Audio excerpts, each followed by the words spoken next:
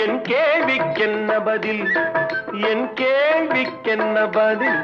உன் பார்வைக்கென்ன பொருள் மணமாலைக்கென்ன வழி உன் மௌனம் என்ன மொழி பூவையர் உள்ளத்தில்